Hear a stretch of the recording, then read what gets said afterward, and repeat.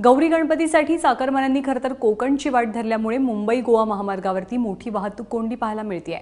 कोलाड ते इंदापूर दरम्यान मोठ्या प्रमाणात ट्रॅफिक जाम आहे। रस्त्यावरील खड्ड्यांमुळे वाहनं अक्षरशः कासव गतीनं पुढे सरकतात।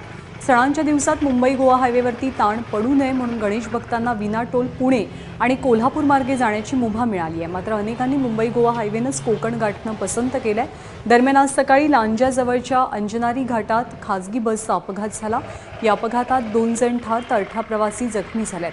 प्रकाश लब्दे आणि कृष्णा मुळे अशी अपघातातल्या मृतांची नावं आहेत। पाऊस आणि धुक्यामुळे चालकाचा गाडीवरचा ताबा सुटल्यामुळे ही बस 100 फूट खोल दरीमध्ये पडली।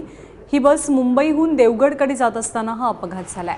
अपघातामधल्या जखमींना लांजाच्या ग्रामीण रुग्णालयात दाखल करण्यात आलंय।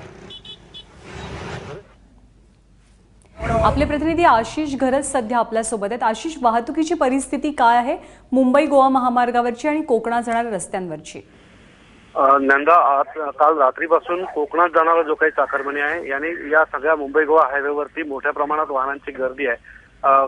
कोकणातल्या सिंधुदुर्ग असेल, रत्नागिरी असेल किंवा रायगडमधले भाग असतील, त्या सगळ्या ठिकाणी जाणारा जो काही चाकरमानी आहे हा जरी मुंबई पुणे एक्सप्रेस हायवेवरती टोल माफी जरी झाली असेल तरी काल रात्रीपासून या मुंबई गोवा हायवेचाच वापर जास्त केलेला आहे।